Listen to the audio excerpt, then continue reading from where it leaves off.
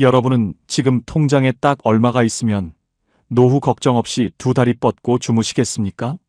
누구는 5억은 있어야 한다.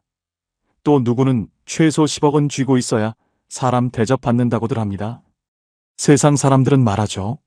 70대 노부부가 품위 있게 살려면 한 달에 적어도 300만 원은 손에 쥐어야 한다고요. 그런데 여기 부부 합산 기초연금 60만 원만 받으면서도 세상 누구보다 당당하게, 아니 오히려 통장에 돈이 흘러넘쳐서 고민이라는 60대 부부가 있습니다. 기춘아, 너 정말 이대로 괜찮은 거냐? 그 쥐꼬리만한 돈으로 병원비는커녕 입에 풀칠이나 하겠어? 우리가 좀 도와줄까? 오랜만에 만난 초등학교 동창놈들이 제 낡은 점퍼 차림을 위아래로 훑어보며 혀를 찹니다. 누구는 강남의 아파트가 두 채고 누구는 대기업 임원으로 퇴직해서 국민연금만 200만 원 넘게 나온다며 어깨에 힘을 잔뜩 주더군요. 그때 저는 말없이 웃으며 그들의 화려한 보험 증서와 입만 열면 시작되는 자식 자랑을 가만히 듣고만 있었습니다. 과연 저는 그날 그 자리에서 끝까지 비참하게 무시만 당했을까요? 아니면 반전의 한 방으로 그 잘난 친구놈들의 콧대를 단번에 꺾어버렸을까요? 성남 한복판에서 30년 넘게 문구점을 하다 빈손으로 쫓겨나듯 은퇴한 저 김기춘이가 어떻게 통장에 돈이 마르지 않는 진짜 부자가 되었는지 지금부터 그 기막힌 비밀을 하나씩 꺼내보겠습니다. 동창회 자리는 겉보기엔 화려하기 그지없었습니다.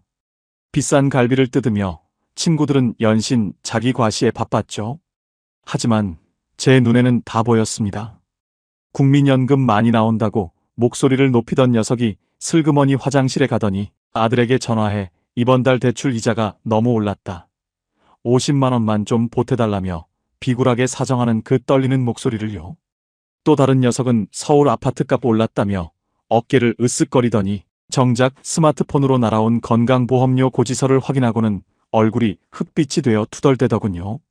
그들은 수십억 자산가라는 화려한 껍데기를 쓰고 있었지만 사실은 매달 나가는 고정지출과 무거운 대출금 그리고 여전히 뒷바라지해야 하는 자식들 때문에 속은 새까맣게 타들어가는 가난한 부자들이었습니다. 야 기춘아, 너 성남 외곽 그 낡은 13평 빌라 산다며? 기초연금 60만 원으로 산다길래 우리가 오늘 밥값은 안 걷기로 했다. 마음 편히 먹어라. 동창회 회장놈이 비릿한 웃음을 지으며 던진 그 한마디에 식탁 위엔 싸한 정적이 흐르고 친구들의 동정 어린 시선이 제 낡은 구두 끝에 머물렀습니다. 순간 가슴 속에서 뜨거운 것이 울컥 치밀어 올랐지만 저는 화를 내는 대신 조용히 자리에서 일어났습니다. 그리고 계산대로 걸어가 동창회비로 부족한 나머지 금액 80만 원을 제 체크카드로 망설임 없이 긁어버렸습니다. 오늘 부족한 건 내가 낼게. 다들 노후 준비하느라 힘들 텐데 친구끼리 이 정도는 내가 대접해야지. 카드가 긁히는 경쾌한 소리에 친구들의 입이 떡 벌어졌습니다. 기초연금 60만 원 받는 노인네가 어디서 이런 큰돈이 났냐는 눈초리로 서로 얼굴만 쳐다보더군요. 그들은 절대 모릅니다. 제가 성남 초등학교 앞 문구점을 정리할 때 나라에서 지원해주는 점포철거지원금 400만 원부터 시작해서 단돈 1원도 허투루 쓰지 않고 지켜온 제 삶의 전략을요. 저는 그들에게 묻고 싶었습니다. 수십억 아파트에 살면서 손주 용돈 5만 원 줄 때도 손이 벌벌 떨리는 당신들의 삶이 진짜 부자인지, 아니면 13평 빌라에 살아도 자식들에게 손 안 벌리고 매달 현금이 남아도는 제가 진짜 부자인지 말입니다. 동창회를 마치고 집으로 돌아오니 아내 지선이가 소박하지만 정갈한 밥상을 차려놓고 저를 기다리고 있었습니다. 우리는 매달 기초연금 60만 원을 받으면 그 중에서 40만 원으로 우리 부부의 한 달 생활을 충분히 해냅니다. 여보, 이번 달에도 우리 생활비가 남았어. 애들 맛있는 거 사주라고 좀 떼어놔도 넉넉하네. 아내의 밝은 목소리에 저는 깊은 안도의 미소를 지었습니다. 우리는 남들 다 하는 무리한 보험 재테크나 불안한 주식 투자 따위는 눈길도 주지 않습니다. 대신 나라에서 주는 복지 혜택을 꼼꼼히 공부하고 받을 수 있는 지원금을 빠짐없이 챙기며 우리 형편에 맞는 소박한 행복을 설계했죠. 교사가 되어 제 앞가림 잘하고 있는 우리 아들, 딸이 매달 보내주는 감사의 편지와 가끔씩 쥐어주는 작은 용돈들이 이 통장 안에 차곡차곡 쌓여 이제는 웬만한 직장인 연봉보다 많은 현금이 모였습니다. 남들이 보면 궁상맞다고 손가락질할지 몰라도 저희는 이 1억짜리 전세 빌라에서 그 누구보다 단단하고 안전한 노후의 성을 쌓아가고 있습니다. 여러분, 혹시 지금 노후가 불안해서 매일 밤 잠을 설치고 계십니까? 가진 게 없어서 자식들 눈치가 보이고 잘 나가는 친구들 사이에서 자꾸만 작아지고 계신가요? 제가 오늘 이 자리에 선 이유는 딱 하나입니다.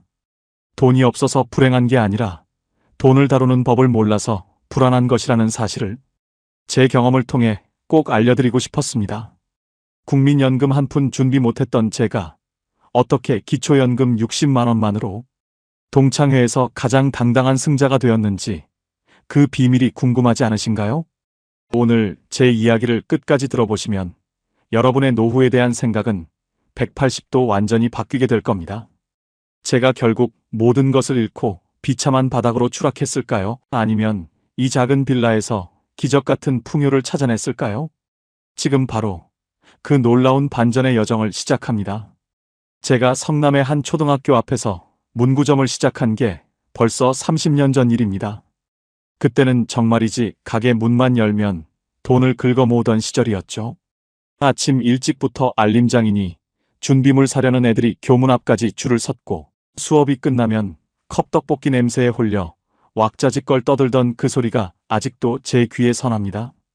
기춘인의 문구점은 그 시절 아이들에게는 세상에서 가장 큰 보물창고나 다름없었고 저에게는 두 자식 공부시키고 입히고 재우던 고마운 생명줄이었습니다. 학교 앞에서 애들 이름 하나하나 다 외워가며 누구야, 오늘은 준비물 잘 챙겼니? 하고 묻는 게 제 인생의 보람이자 하루의 전부였죠. 하지만 세월이라는 놈이 참 무심하게도 흐르더라고요. 어느 순간부터 아이들의 웃음소리가 하나둘 줄어들기 시작하더니 학교 앞 골목이 썰렁해졌습니다. 예전에는 연필 한 자루, 공책 한 권도 다 우리 집에서 사갔는데 이제는 다들 스마트폰으로 주문하거나 저 멀리 큰 길에 생긴 대형 프랜차이즈 매장으로 발길을 돌리더군요. 하루 종일 가게 문을 열어놔도 매출이 3만 원도 안 되는 날이 허다해졌습니다. 문제는 그 다음이었어요. 가게 매출은 곤두박질 치는데 임대료와 전기세는 한 달도 거르지 않고 꼬박꼬박 나갔습니다. 가게 근처에 대형마트와 다이소 같은 프랜차이즈 업체들이 우후죽순 들어오면서 제 문구점은 점점 고립된 섬처럼 변해갔죠. 아저씨, 여기는 떡볶이 안 팔아요? 저쪽 편의점은 1+1 하던데. 초등학생 아이가 던진 그 무심한 한마디가 제 가슴에 대못을 박았습니다. 30년 넘게 이 자리를 지켜온 제 자부심이 한순간에 무너져 내리는 기분이었죠. 사실 저도 머리로는 알고 있었습니다. 이제는 그만둘 때가 되었다는 걸요. 젊은 시절에는 바쁘다는 핑계로 보험 하나 제대로 가입하지 못했습니다. 노후 준비니 연금이니 하는 것들은 그저 돈 많은 남의 집 이야기인 줄로만 알고 살았죠. 그저 자식들 뒷바라지에서 번듯하게 키우는 게 부모의 도리인 줄 알고 제 노후는 까맣게 잊고 살았던 겁니다. 성남 바닥에서 억척스럽게 장사해서 우리 아들, 딸 둘 다 초등학교 교사로 임용시켰을 때는 정말 세상을 다 가진 기분이었습니다. 아버지, 어머니 고생하셨어요. 이제 저희가 효도할게요. 애들이 그렇게 말해줄 때마다 가슴이 뭉클하면서도 정작 제 통장은 텅 비어있다는 걸 자식들에게는 절대 말하지 못했습니다. 모아둔 돈은 자녀들 결혼 자금과 임용고시 뒷바라지로 다 나갔고 남은 건 보증금 몇 천만 원과 처치 곤란한 낡은 재고들 뿐이었으니까요. 막상 해보니까요. 은퇴라는 게 생각처럼 아름답지 않더라고요. 은퇴를 결심하니 정말 눈앞이 캄캄해졌습니다. 당장 수입은 끊기는데 먹고 살 길은 막막하고 몸은 예전 같지 않아 다시 다른 일을 시작하기도 겁이 났습니다. 무엇보다 평생을 바친 이 작은 공간을 정리해야 한다는 사실이 제 살점을 떼어내는 것처럼 아팠습니다. 아내 지선이는 여보, 이제 쉴 때 됐어. 욕심 버리자라며 제 어깨를 다독였지만 그 사람 눈가에 맺힌 눈물을 제가 왜 몰랐겠습니까? 우리는 그렇게 서로의 손을 꼭 잡고 텅 빈 가게를 지키며 몇 날 며칠을 한숨으로 보냈습니다. 문제는 여기서 끝이 아니었습니다. 결국 건물주로부터 재개발 때문에 가게를 비워달라는 청천벽력 같은 퇴거 통보를 받았습니다. 30년 터전을 잃는다는 슬픔보다 더 큰 현실적인 고통이 저를 덮쳤죠. 가게를 비울 때는 그냥 짐만 싸서 나가는 게 아니었습니다. 건물주는 처음 들어왔을 때처럼 깨끗하게 원상복구를 하고 나가라고 엄포를 놓더군요. 철거업체 서너 군데를 불러 견적을 내보니 바닥 뜯고 벽지 벗기고 간판 내리는 비용이 무려 400만 원이나 든다는 겁니다. 여보, 우리 통장에 지금 400만 원도 없는데 어쩌지? 보증금이라도 온전히 받아야 이사라도 갈 텐데. 아내가 제 소매를 붙잡고 울먹이는데 가장으로서 정말 하늘이 무너지는 것 같았습니다. 평생을 성실하게 세금 내며 일해왔는데 노후의 첫걸음이 고작 철거비 400만 원 때문에 가로막힐 줄은 꿈에도 몰랐거든요. 그때까지만 해도 괜찮았습니다. 아니, 괜찮은 척이라도 할 수 있었죠. 부족한 돈을 채우려 대출이라도 받아야 하나, 아니면 이제 막 자리 잡은 자식들에게 손을 벌려야 하나 밤잠을 설쳐가며 고민했습니다. 자식들은 이제 겨우 교사가 되어 제 앞가림 시작했는데, 얘들아, 아버지가 가게 철거비가 없어서 그러니 돈 좀 보태다오라는 소리는 죽어도 입 밖으로 나오지 않더라고요. 알고 보니 그게 아니었어요. 세상은 죽으라는 법만 있는 건 아니었습니다. 벼랑 끝에 선 심정으로 찾아간 주민센터 구석. 게시판에서 발견한 그 종이 한 장이 저희 부부의 무너진 자존심을 다시 세워줄 기적의 시작일 줄은 그때는 전혀 몰랐습니다. 과연 그 종이 한 장에 무엇이 적혀 있었기에 제가 다시 일어설 수 있었을까요? 알고 보니 그게 아니었어요. 세상은 아는 만큼 보인다는 말이 정말 뼈저리게 다가왔습니다. 주민센터 구석 게시판에 빛바랜 종이 한 장이 붙어 있었는데 그게 제 인생을 바꿀 줄은 그때는 전혀 몰랐죠. 거기엔 소상공인 점포철거비 지원 사업이라는 글자가 큼지막하게 적혀 있었습니다. 평생 장사만 하느라 이런 국가복지 혜택이 있는 줄도 모르고 살았던 제 자신이 참 한심하게 느껴지더군요. 가게를 닫고 싶어도 돈이 없어서 못 닫는 사람들이 저 말고도 이 성남 땅에 참 많았던 모양입니다. 소상공인시장진흥공단이라는 곳에서 한 평당 20만 원씩 계산해서 저희 가게 20평을 기준으로 딱 400만 원까지 철거비를 지원해 준다는 내용이었습니다. 여보, 이것 좀 봐. 우리 철거비 400만 원 안 내도 될 것 같아. 나라에서 준대. 흥분해서 아내에게 전화를 거는 제 손이 다 떨렸습니다. 사실 이런 나라 돈 받는 게 처음엔 좀 부끄럽고 구걸하는 것 같아 망설여지기도 했는데요. 생각처럼 쉽지 않았어요. 제 쓸데없는 자존심이 문제였죠. 하지만 아내 지선이가 제 손을 꼭 잡으며 그러더군요. 당신 평생 성실하게 세금 내고 일했잖아. 이건 나라가 당신 그동안 고생했다고 주는 마지막 퇴직금이야. 당당하게 받아. 그 말을 듣는데 목구멍이 뜨거워지면서 마음이 뻥 뚫리는 기분이었습니다. 문제는 그 다음이었어요. 서류가 왜 그리 복잡한지 무슨 인터넷으로 신청하라는데 눈앞이 캄캄하더군요. 희망 리턴 패키지라는 이름도 생소하고 컴퓨터 자판 하나 두드리는 것도 겁이 났습니다. 혹시 시청자 여러분 중에도 나라에서 준다는데 절차가 어려워서 포기하신 분 계신가요? 절대 그러지 마세요. 제가 해보니까 방법이 다 있더라고요. 저는 무작정 소상공인시장진흥공단 성남센터로 직접 찾아갔습니다. 거기 있는 젊은 직원들이 제 사정을 듣더니 자기 일처럼 친절하게 하나하나 가르쳐 주더군요. 폐업사실 증명서부터 임대차 계약서까지 제 30년 세월이 종이 몇 장으로 정리되는 기분이 참 묘했습니다. 중간에 서류가 미비해서 다시 준비해 오라는 소리를 들었을 때는 솔직히 포기하고 싶었습니다. 그냥 대출이라도 받아서 치워버릴까 싶은 마음이 굴뚝 같았죠. 하지만 우리 아들, 딸에게 아버지가 돈이 없어서 가게도 못 치운다는 소리는 죽어도 하기 싫었습니다. 보험 해약해서 그 돈 메워야 하나 고민하며 잠 못 들던 밤들을 생각하며 이를 악물고 서류를 보충했습니다. 사장님, 요건이 다 맞으시네요. 곧 지원금 400만 원 입금될 겁니다. 고생하셨어요. 직원의 그 한마디가 마치 세상에서 가장 아름다운 노래처럼 제 귓가에 울려 퍼졌습니다. 나중에 알았는데요. 그 지원금 덕분에 제 생돈 한 푼 안 들이고 원상복구를 깔끔하게 끝낼 수 있었습니다. 철거업체 사장님께 400만 원을 입금해드리고 나니 건물주도 군말 없이 보증금을 돌려주더군요. 덕분에 가게 보증금 3천만 원과 그동안 쥐어짜듯 모은 적금을 합쳐서 이리로 왔습니다. 성남 외곽의 조용한 13평 전세 빌라. 누군가는 좁다고 비웃을지 모르지만 저희 부부에게는 이보다 더 아늑한 성채가 없습니다. 여보, 우리 이제 진짜 쉬는 거야? 우리 형편에 여기가 딱이다. 청소하기도 쉽고 13평이라 짐 놓을 곳 없다고 걱정하던 지선이도 막상 짐을 풀고 나니 아늑하다며 환하게 웃더군요. 비록 국민연금 한 푼 준비 못한 채 부부 합산 기초연금 60만 원에 기대야 하는 불안한 시작이었지만 나라에서 준 이 작은 지원금이 저희 부부에게는 다시 일어설 용기를 주었습니다. 하지만 여기서 끝이 아니었습니다. 보증금 조금이랑 매달 나오는 기초연금 60만 원만 가지고 어떻게 돈 걱정 없이 살 수 있냐고요? 주변 친구들은 너네 그러다 굶어 죽는다. 자식들에게 짐 된다며 혀를 찼지만 저는 확신이 있었습니다. 여기서 중요한 게 있어요. 노후의 부는 얼마나 많이 벌었느냐보다 얼마나 지혜롭게 지키느냐가 승패를 결정한다는 사실을요. 본격적으로 시작된 저희 부부의 60만 원. 생활기, 그 속에 숨겨진 현금 부자의 비밀을 이제부터 하나씩 꺼내보겠습니다. 아마 여러분도 깜짝 놀라실 거예요.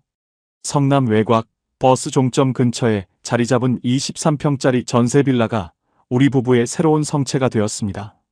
30년 넘게 문구점을 하며 쌓아온 그 수많은 짐을 다 어쩌나 싶었는데 막상 버리고 나니 남는 건 옷 몇 가지와 이불, 그리고 낡은 밥상 하나뿐이더군요. 처음 이 집에 들어섰을 때 아내 지선이의 얼굴에는 복잡한 표정이 스쳐 지나갔습니다. 여보, 우리 정말 여기서 잘 살 수 있을까? 당신 평생 고생만 시켰는데 집까지 좁아져서 어떡해? 지선이의 그 말에 저는 아무 대답 없이 아내의 손을 꽉 잡았습니다. 생각처럼 쉽지 않았어요. 평생을 바글바글한 아이들 틈에서, 그리고 물건 가득한 창고 속에서 살다가 이렇게 텅 빈 거실에 앉아 있으니 귀가 멍멍할 정도로 적막하더라고요. 하지만 그 적막함이 싫지만은 않았습니다. 오히려 평생을 짓누르던 무거운 짐을 내려놓은 것 같은 기분이 들어 가슴 한구석이 시원해졌죠. 그런데요, 막상 살아보니까요. 집이 좁아지니 청소하는데 30분도 안 걸리고 난방비며 수도세며 고정적으로 나가는 돈이 확 줄어드는 게 눈에 보였습니다. 가장 큰 걱정은 역시 돈이었습니다.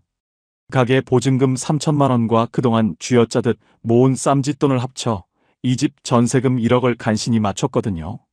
이제 우리 수중에 남은 현금은 거의 바닥이었고 믿을 건 매달 들어오는 부부 합산 기초연금 60만 원 뿐이었습니다. 60만 원으로 어떻게 살아? 차라리 죽는 게 낫지. 동네 사람들은 저희 사정을 듣고 혀를 찼지만 저는 오히려 이 60만 원이라는 숫자에 집중하기 시작했습니다. 이게 나라에서 주는 마지막 기회이자 우리 인생의 마지막 시험지라는 생각이 들었거든요. 우선 제일 먼저 한 일은 불필요하게 새나가는 돈의 구멍을 막는 것이었습니다. 아내와 함께 밥상머리에 앉아 돋보기를 쓰고 고지서들을 하나하나 살폈죠. 알고 보니 그게 아니었어요. 우리가 그동안 얼마나 많은 돈을 헛되이 쓰고 있었는지 가계부를 적어보니 금방 알겠더라고요. 제일 먼저 손댄 건 바로 보험이었습니다. 당신 이거 벌써 20년째 넣고 있는데 해약하면 손해아냐? 지선이가 걱정스러운 듯 물었지만 저는 단호했습니다. 지금 당장 먹고 살 돈이 없는데 나중에 아플 때를 대비해서 매달 수십만 원씩 보험료로 내는 건 앞뒤가 맞지 않았거든요. 우리는 당장 생계에 지장이 없는 선에서 보장 내용은 줄이고 납입료는 최소화하는 방향으로 보험을 리모델링했습니다. 거기에 더해 건강보험료 조정도 신청했습니다. 지역가입자로 전환되면서 재산 점수가 어떻게 책정되는지 주민센터와 공단을 집요하게 찾아가 물었죠. 우리는 이제 소득이 없는 기초연금 수급자라는 점을 강조하며 감면 혜택을 받을 수 있는 건 다 찾아봤습니다. 여기서 중요한 게 있어요. 귀찮다고 혹은 부끄럽다고 가만히 있으면 아무도 챙겨주지 않는 게 바로 나라에서 주는 복지 혜택입니다. 저희는 통신비 할인부터 시작해서 고령자 전용 교통, 카드 발급까지 나라에서 지원해주는 지원금 성격의 혜택들을 샅샅이 뒤졌습니다.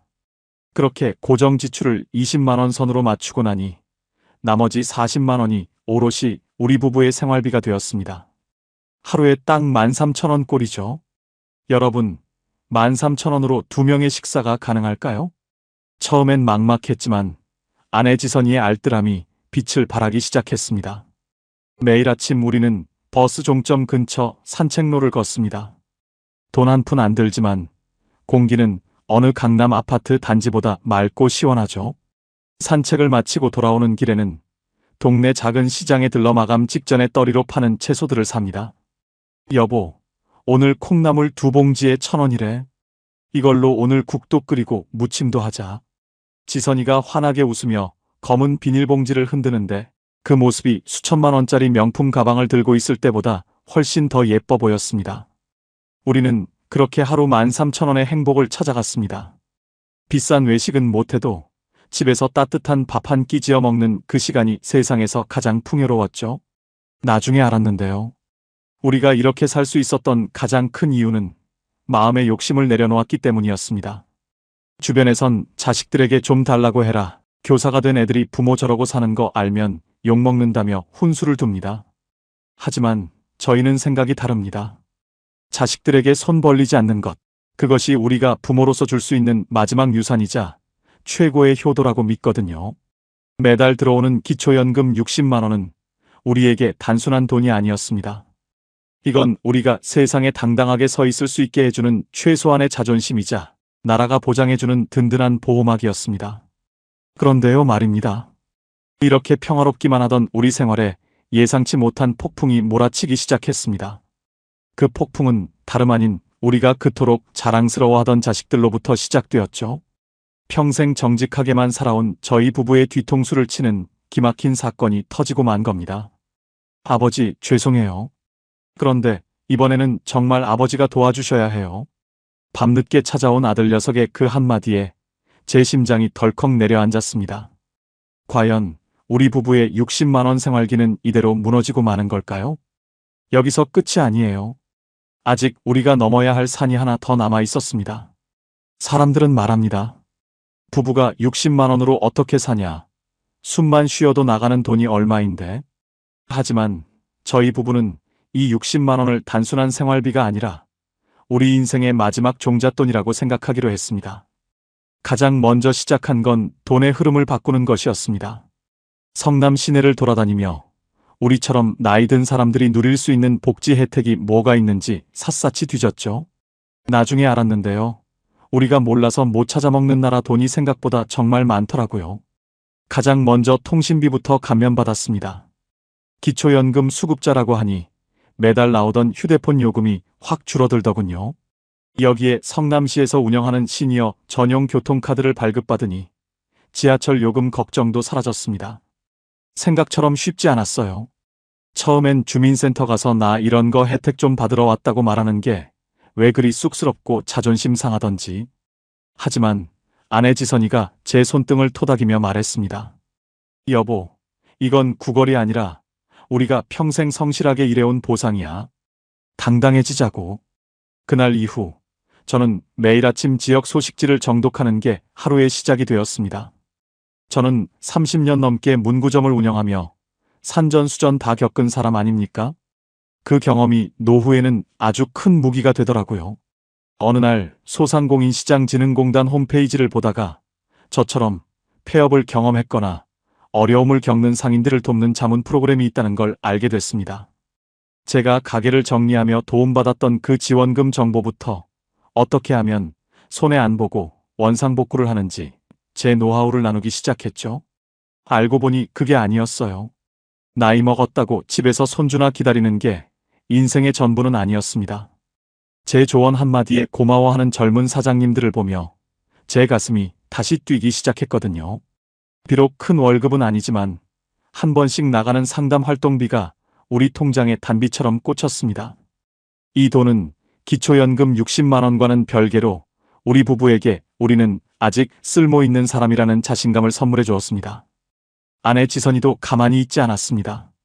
평생 아이들과 씨름하던 솜씨로 동네 복지관에서 아이들 예절 교육 봉사를 시작했죠.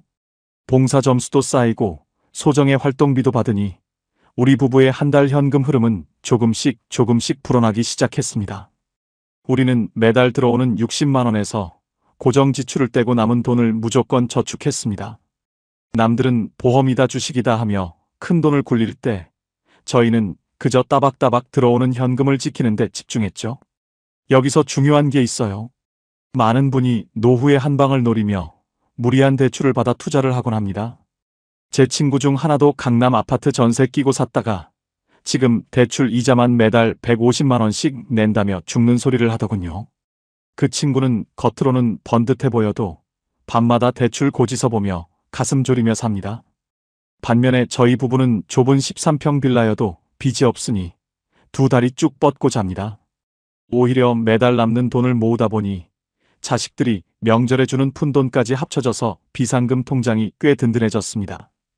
그때까지만 해도 괜찮았습니다. 우리 인생에 더 이상 시련은 없을 줄 알았죠.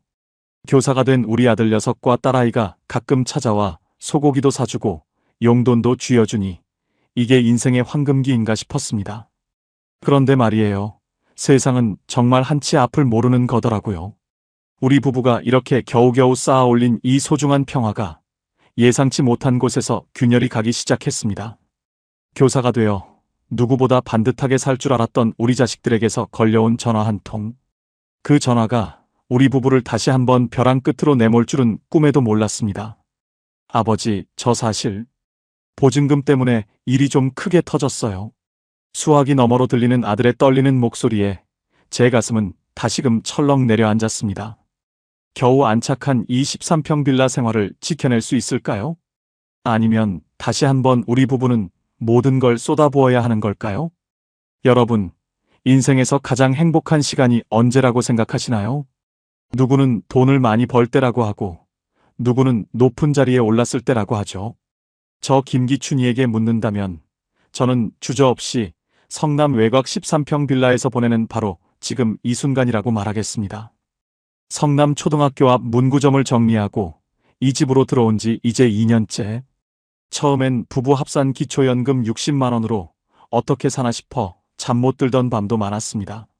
하지만 인간은 적응의 동물이라더니 살다 보니 60만 원이 주는 마법 같은 평화가 있더라고요. 생각처럼 쉽지 않았어요. 하지만 욕심을 한꺼풀 벗겨내니 보이지 않던 것들이 보이기 시작했습니다. 아침이면 아내 지선이와 함께 버스 종점 근처 산책로를 걷습니다. 공짜로 즐기는 이 맑은 공기와 숲의 내음이 수억 원짜리 회원권보다 낫다는 걸 이제야 알았습니다. 산책을 마치고 돌아오는 길에 동네 작은 시장에 들러 딱 5,000원어치 나물과 두부 한 모를 삽니다.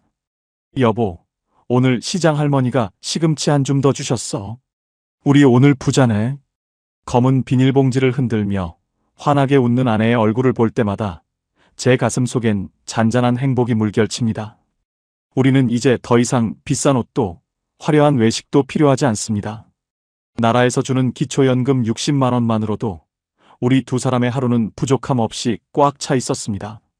무엇보다 저를 가장 기쁘게 하는 건 우리 자식들이었습니다. 초등학교 교사가 되어 반듯하게 제 앞가림하는 아들과 딸이 격주로 저희를 찾아옵니다. 아버지, 이거 학교 근처에서 유명한 소고기예요. 어머니 좋아하는 샤인머스켓도 사왔어요. 자식들이 양손 가득 들고 오는 그 선물보다 제 마음을 더 든든하게 하는 건 그 녀석들의 당당한 눈빛이었습니다.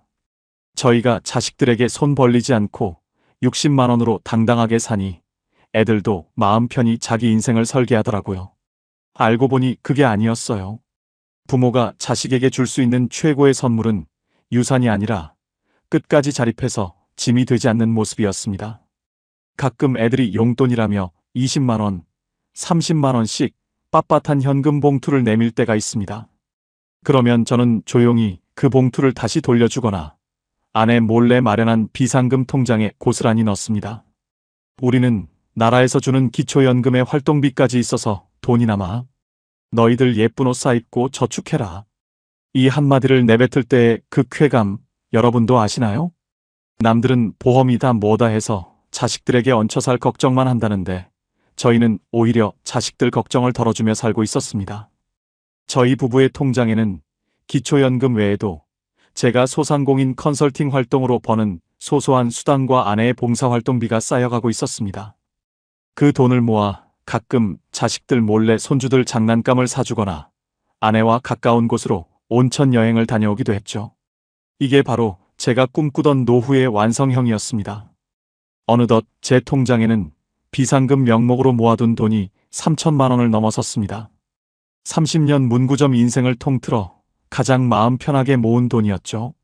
기초연금 60만 원으로 생활비를 쓰고 나머지 수입은 고스란히 저축한 결과였습니다. 여보, 우리 이제 진짜 걱정 없겠다. 나중에 아파도 자식들 고생 안 시키고 이 돈으로 해결하면 되겠어. 지선이가 제 어깨에 머리를 기대며 말했습니다. 창밖으로는 붉은 노을이 아름답게 물들고 있었고 텔레비전에서는 은은한 클래식 음악이 흘러나왔습니다. 우리는 정말 우리가 노후의 모든 파도를 다 넘어온 줄로만 알았습니다. 보험도 든든하게 정리했고 빚은 한 푼도 없으며 통장엔 현금이 쌓이고 자식들은 효도를 하니까요. 세상에 이보다 더 완벽한 노후가 어디 있겠습니까? 저는 그날 밤 아내와 맥주 한 잔을 나누며 정말 오랜만에 단잠에 들었습니다. 내일도 오늘 같은 평화가 계속될 것이라고, 우리 인생의 시련은 이제 모두 끝났다고 굳게 믿으면서 말이죠. 그런데요 말입니다. 인생은 정말 알다가도 모를 일이더라고요. 가장 평화롭다고 생각한 순간, 가장 믿었던 곳에서 예상치 못한 배신이 시작되었습니다. 평생을 정직하게 교사로만 살아온 우리 아들이, 그 반듯하던 아들이 눈물 범벅이 된 얼굴로 저희 집 문을 두드린 건 그로부터 딱 사흘 뒤였습니다. 아버지, 저 어떡하죠? 저 진짜 다 잃게 생겼어요. 아들의 그 처절한 목소리가 우리 부부의 13평 낙원을 산산조각 내버렸습니다.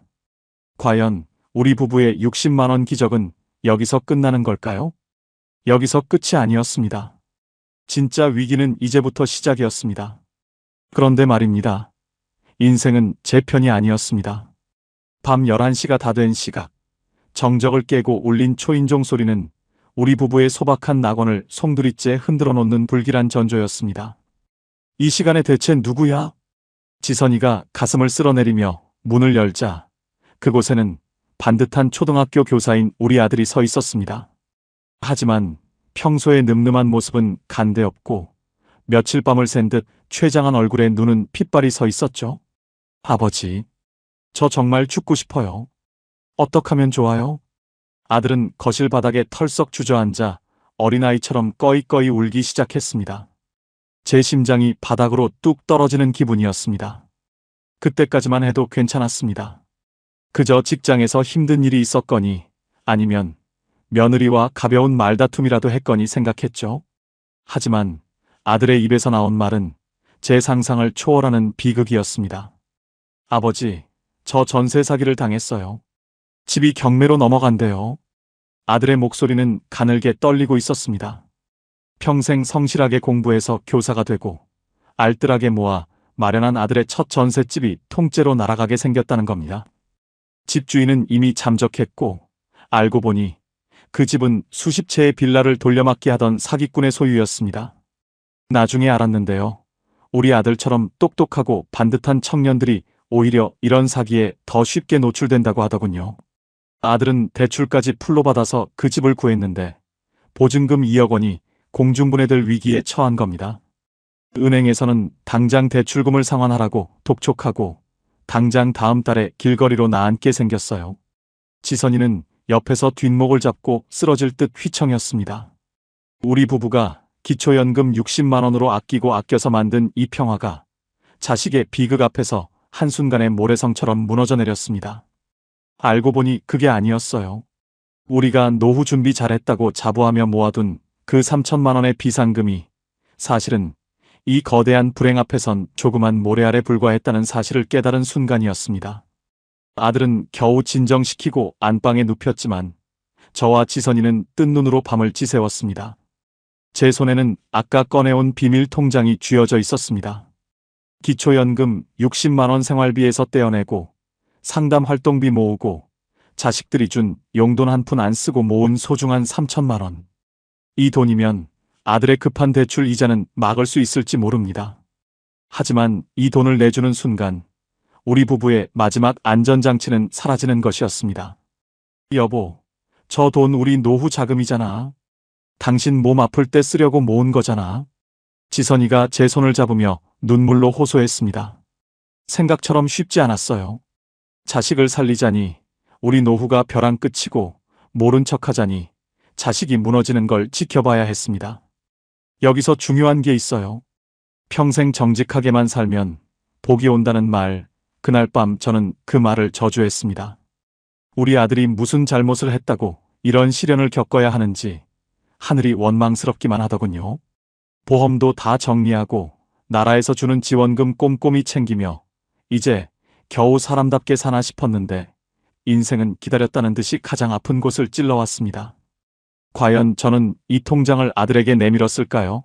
아니면 냉정하게 돌아섰을까요? 우리 부부의 60만 원 생활기는 이제 최악의 위기 속으로 빨려 들어가고 있었습니다. 여기서 끝이 아니었습니다. 진짜 처절한 사투는 이제부터 시작이었습니다. 새벽 4시 반.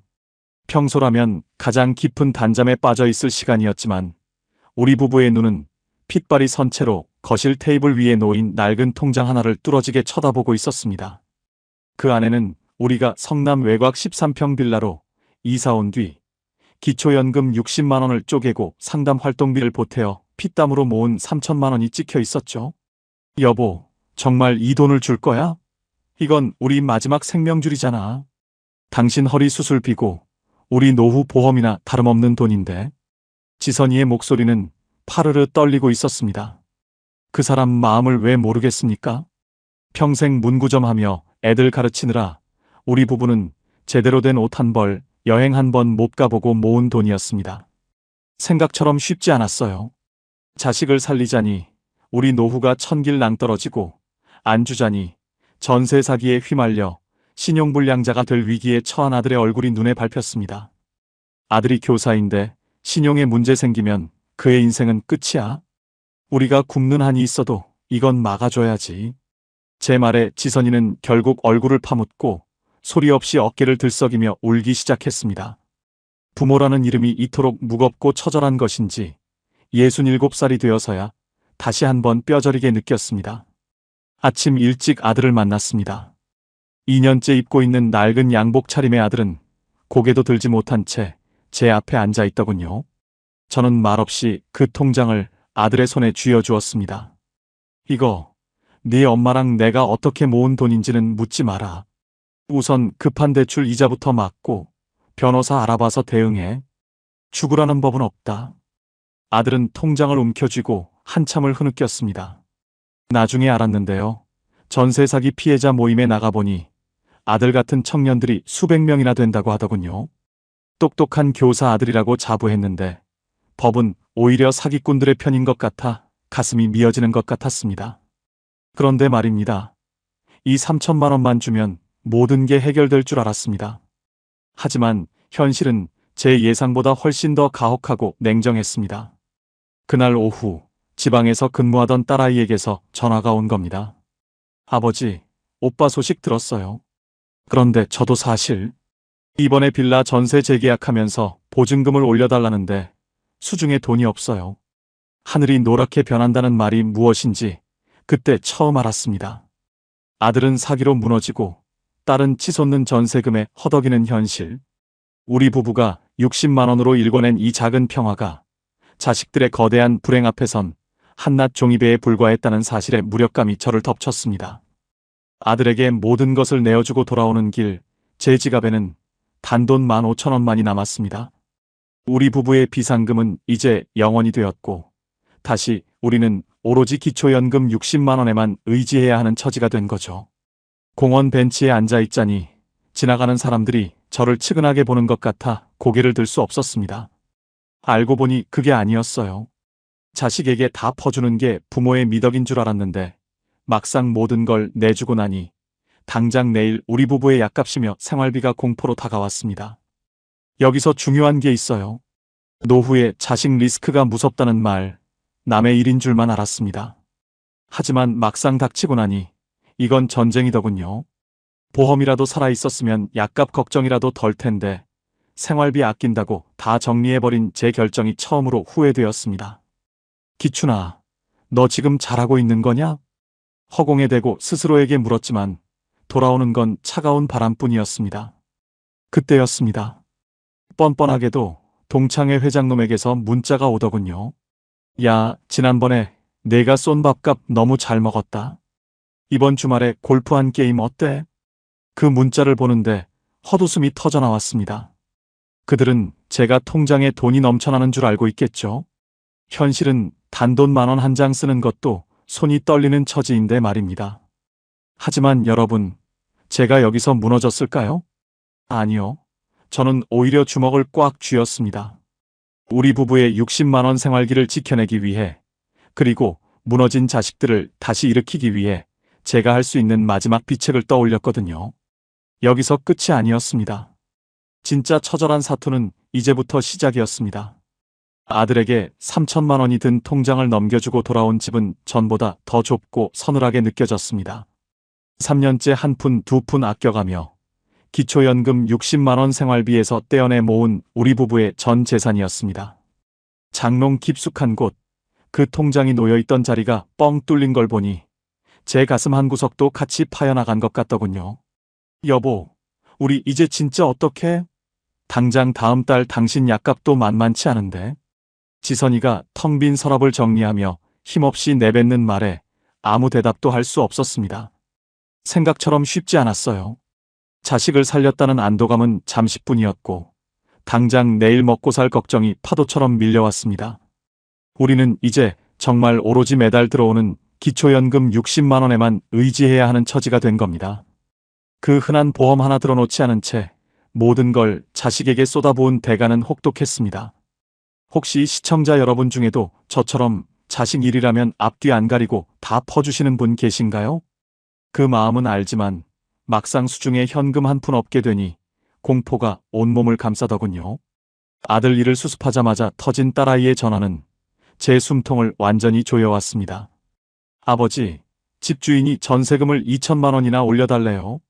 오빠 일은 들었지만 저도 당장 길거리에 나앉게 생겼어요.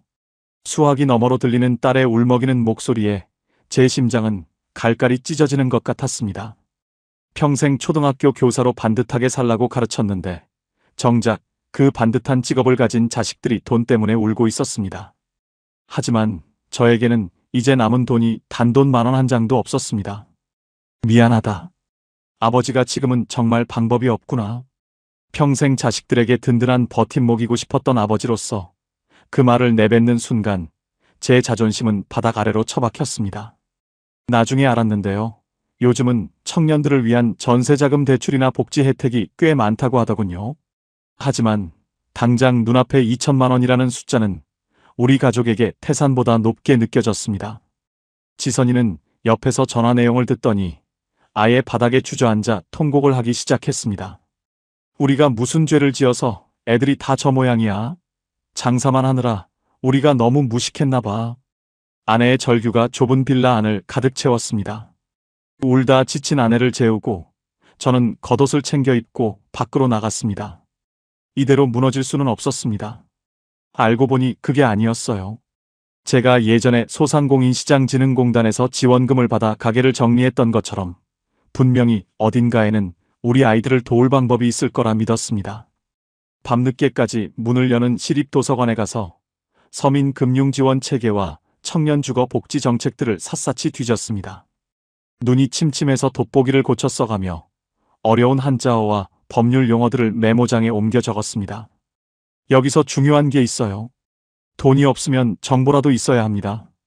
딸아이에게 무턱대고 대출 받으라고 하기 전에 이자가 싼 정부 지원금 상품이 있는지, 전세 사기를 당한 아들에게는 어떤 법적 구제 절차가 있는지 제가 대신 공부하기 시작한 거죠. 그때까지만 해도 괜찮았습니다. 몸은 힘들어도 마음은 다시 뜨거워졌으니까요. 그런데 말입니다. 도서관 문을 닫고 나오는 길에 제가 본 건 믿을 수 없는 광경이었습니다. 화려한 차림으로 고급 승용차에서 내리는 제 동창놈, 그리고 그 옆에서 고개를 숙인 채 주차 대행을 하고 있는 제 아들의 모습이었습니다. 아니, 네가 왜 여기서? 제 아들이 학교가 아닌 곳에서 그것도 제 친구의 차 문을 열어주고 있는 모습을 본 순간 제 머릿속은 하얗게 타버렸습니다. 과연 우리 가족에게 닥친 이 가혹한 운명은 어디까지 계속되는 걸까요? 여기서 끝이 아니었습니다. 진짜 처절한 싸움은 이제부터 시작이었습니다. 고급 세단 문을 열어주며 허리를 굽히는 아들의 뒷모습을 본 순간 제 심장은 천갈래 만갈래로 찢어지는 것 같았습니다. 번듯한 초등학교 교사인 아들이 밤에는 대리 주차 아르바이트를 하며 전세 사기 빚을 갚고 있었다니요. 기춘아, 너 아들 농사 잘 지었다며? 동창놈의 비아냥거리는 목소리가 환청처럼 들리는 것 같아 머리가 어지러웠습니다. 알고 보니 그게 아니었어요. 자식에게 3천만 원이라는 거금을 내준 것이 부모로서 할 일을 다 한 거라고 생각했던 제 오만이었습니다. 돈만 주면 다 해결될 줄 알았는데 아들은 부모님이 피땀 흘려 모은 돈을 가져갔다는 죄책감에 밤잠을 설치며 몸을 혹사하고 있었던 겁니다. 저는 달려가 아들의 차가운 손을 꽉 잡았습니다. 아들아, 이제 그만해라. 아버지가 길을 찾았다. 우리 같이 살 길을 찾아보자. 아들은 제 품에 안겨 한참을 울었습니다. 생각처럼 쉽지 않았어요. 무너진 자존심을 일으키고 다시 현실을 직시하는 일 말입니다. 하지만 저는 그날 밤 결심했습니다. 더 이상 돈으로 자식을 돕는 게 아니라 제가 공부한 복지정보와 지원금 정책으로 우리 가족을 지키겠다고요. 다음 날부터 저는 아들의 손을 잡고 전세 사기 피해자 지원센터를 내 집처럼 드나들었습니다. 나중에 알았는데요. 나라에서 운영하는 긴급복지지원 제도와 피해자들을 위한 저금리 대출 갈아타기 상품이 생각보다 잘 마련되어 있더라고요. 제가 도서관에서 밤새워 적어온 메모장들이 빛을 발하는 순간이었습니다. 아들은 전문가들의 상담을 받으며 법적인 대응 절차를 밟기 시작했고 덕분에 앞길이 캄캄하던 빚 독촉에서 조금씩 벗어날 수 있었습니다. 지방에 있는 딸아이에게도 전화를 걸었습니다. 무턱대고 돈 없다고 미안해하는 대신 제가 찾아낸 교직원 복지기금과 공무원 대출 상품들을 조목조목 설명해 줬습니다. 아빠, 이런 게 있는 줄 몰랐어요. 덕분에 한숨 돌릴 수 있을 것 같아요. 딸의 밝아진 목소리를 들으니 그제야 제 가슴을 누르던 바위덩어리가 내려가는 것 같더군요. 여기서 끝이 아니에요. 우리 부부의 생활도 다시 정비하기 시작했습니다. 단돈 10,000원 한 장이 아쉬운 상황이었지만 오히려 마음은 그 어느 때보다 단단해졌습니다. 수많은 폭풍우가 지나가고 우리 부부는 다시 성남 외곽 13평 빌라의 일상으로 돌아왔습니다. 비상금 통장은 텅 비었지만 우리에게는 매달 꼬박꼬박 들어오는 부부 합산 기초연금 60만 원이라는 든든한 지원군이 있었습니다. 여기에 제가 소상공인 컨설턴트로 활동하며 버는 20만 원에서 30만 원 남짓의 활동비가 더해지니 우리 부부의 통장은 다시금 생기를 되찾기 시작했습니다. 여기서 중요한 게 있어요. 진짜 부자는 통장에 숫자가 많은 사람이 아니라 나가는 돈에 구멍이 없는 사람이라는 사실을 뼈저리게 느꼈습니다. 우리는 비싼 보험 대신 꾸준한 운동으로 건강을 챙기고 화려한 취미 대신 동네 도서관에서 지식을 쌓으며 마음의 허기를 채웠습니다. 아들은 이제 밤에 아르바이트를 하지 않습니다. 대신 학교 일에 집중하며 차근차근 빚을 갚아나가고 있고 딸도 무사히 재계약을 마치고 안정적인 교사 생활을 이어가고 있죠. 우리 부부의 60만 원 생활은 남들이 보기엔 여전히 가난해 보일지 모릅니다. 하지만 우리는 압니다. 빚 없고 걱정 없고 내일 먹을 쌀과 나라에서 주는 연금이 있다는 게 얼마나 큰 축복인지를요. 생각과 완전히 달랐습니다. 100평짜리 아파트에 살아도 자식 걱정에 밤잠 설치는 친구들보다 13평 빌라에서 아내와 된장찌개 끓여 먹는 제가 훨씬 더 풍요롭다는 사실을 말입니다. 이제야 저는 진짜 인생의 정착지에 도달한 기분입니다. 여러분, 오늘 제 파란만장한 이야기를 들으시면서 어떤 생각이 드셨나요? 겨우 기초연금 60만 원 받으면서 저렇게 유난을 떠나 싶으신 분도 계실 거고 나도 저렇게 되면 어쩌나 겁이 나는 분도 계실 겁니다. 성남 초등학교 앞에서 30년 넘게 문구점을 하며 아이들 코 묻은 돈 모아 자식들 뒷바라지했던 저 김기춘이가 인생의 황혼기에 접어들어 뼈저리게 느낀 진실을 이제는 가감없이 말씀드려야 할 것 같습니다. 가장 먼저 드리고 싶은 조언은 노후의 부는 얼마를 가졌느냐가 아니라 어디로 새느냐를 잡는 것에서 시작된다는 사실입니다. 제 친구들 중에는 국민연금 200만 원 넘게 받고 강남에 아파트 쥐고 있는 녀석들도 많습니다. 그런데요, 알고 보니 그게 아니었어요. 겉으로는 회장님 소리 들으며 비싼 갈비를 뜯어도 속으로는 자식들 대출 이자 대신 내주느라 매달 마이너스 통장을 쓰는 친구들이 태반입니다. 그들에 비하면 13평 빌라에 살며 빚 한 푼 없는 제가 훨씬 더 부자라는 걸 저는 은퇴하고 3년이 지나서야 깨달았습니다. 여러분, 지금 당장 여러분의 지갑에서 새어나가는 보험료와 불필요한 고정 지출부터 점검해 보세요. 그 구멍만 막아도 기초연금 60만 원은 결코 적은 돈이 아닙니다. 두 번째로 드리고 싶은 말씀은 정보가 곧 현금이라는 겁니다. 제가 가게를 정리할 때 소상공인시장진흥공단에서 받은 점포철거지원금 400만 원을 기억하시나요? 그 돈이 없었다면 저는 보증금도 제대로 못 받고 거리로 나앉았을 겁니다. 나라에서는 우리 같은 시니어들을 위해 생각보다 정말 많은 지원금과 복지 혜택을 준비해 두고 있습니다. 하지만 입 벌리고 있다고 감이 떨어지지는 않더라고요. 여기서 중요한 게 있어요. 자존심 때문에 혹은 귀찮아서 주민센터나 구청 게시판을 멀리하지 마세요. 통신비 할인, 의료비 지원, 고령자 전용 일자리 활동비까지 하나하나 챙기면 그게 다 여러분의 통장을 채워주는 소중한 자산이 됩니다. 저희 부부도 처음엔 부끄러웠습니다. 하지만 당당하게 요구하고 혜택을 받는 것이야말로 평생 성실하게 세금을 내온 우리들의 권리라는 걸 잊지 마세요. 나중에 알았는데요. 저처럼 문구점이나 작은 구멍가게 하셨던 분들도 찾아보면 재기 지원이나 폐업 지원 프로그램이 정말 많습니다.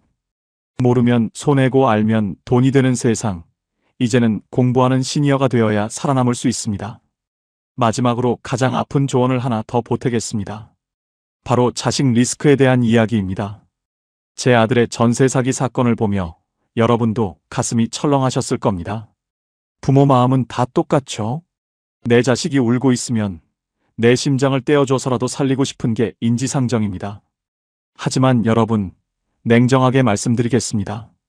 자식에게 내 노후 자금을 다 털어주는 건 효도를 받는 길이 아니라 자식과 부모가 함께 침몰하는 길입니다. 찔리는 한마디 드릴까요? 자식에게 다 퍼주는 게 진짜 사랑이 아니라 끝까지 내 앞가림하며 자식에게 짐이 되지 않는 게 진짜 부모의 역할입니다. 제가 아들에게 통장을 내밀었을 때 아들이 기뻐했을까요? 아니요. 아들은 평생 그 돈의 무게에 눌려 죄책감이라는 감옥에 갇혀 살 뻔했습니다. 차라리 제가 공부해서 알려준 복지제도와 법적 구제 방법이 아들을 다시 일으켜 세운 진짜 힘이 되었습니다. 현금은 지키고 정보는 나누세요. 그래야 자식들도 당당해지고 부모도 비굴해지지 않습니다. 지금 여러분의 통장에 든 돈, 그건 여러분의 목숨줄입니다. 그걸 가볍게 생각해서 자식들 사업 자금이나 결혼 자금으로 덜컥 내주지 마세요. 우리가 바로 서야 자식들도 돌아올 곳이 있는 법입니다. 오늘 저 성남 문구점 주인 김기춘의 이야기가 여러분께 어떻게 다가갔을지 궁금합니다. 비록 기초연금 60만 원이라는 소박한 숫자로 시작했지만 저는 지금 그 어느 때보다 제 인생이 풍요롭다고 자부합니다. 30년 넘게 앞만 보고 달려온 저에게 나라는 이 작은 전세 빌라와 따박따박 들어오는 연금을 선물로 주었습니다. 돈이 없어서 불행한 것이 아니라 돈을 지킬 지혜가 없어서 불안했던 지난 날들을 뒤로하고 저는 이제 매일 아침을 설렘으로 맞이합니다. 여러분도 하실 수 있습니다. 지금 당장 늦지 않았습니다. 내 노후를 위협하는 대출은 없는지, 자식에게 너무 많은 것을 의지하고 있지는 않은지 꼭 한번 돌아보시길 바랍니다. 오늘 제 사연에서 꼭 기억하셔야 할 3가지를 다시 정리해 드릴게요. 첫째, 보험과 고정지출을 다이어트해서 통장의 구멍을 막으세요. 둘째, 나라에서 주는 지원금과 복지 혜택을 공부하고 꼼꼼히 챙기세요. 셋째, 자식에게 모든 것을 주지 말고 끝까지 자립하는 부모의 모습을 보여주세요. 이 3가지만 실천하셔도 여러분의 노후 통장에는 돈이 마르지 않을 겁니다. 오늘 제 이야기가 조금이라도 위로가 되고 도움이 되셨다면 구독과 좋아요 한 번씩만 꼭 눌러주세요. 여러분의 응원이 저 같은 시니어 작가들에게는 큰 힘이 됩니다. 그리고 주변에 노후 때문에 고민하는 친구분들이 계신다면 이 영상을 꼭 공유해 주세요. 여러분의 남은 인생이 저처럼 당당하고 행복한 현금 부자의 삶이 되기를 진심으로 응원합니다. 긴 시간 함께 해주셔서 정말 감사합니다.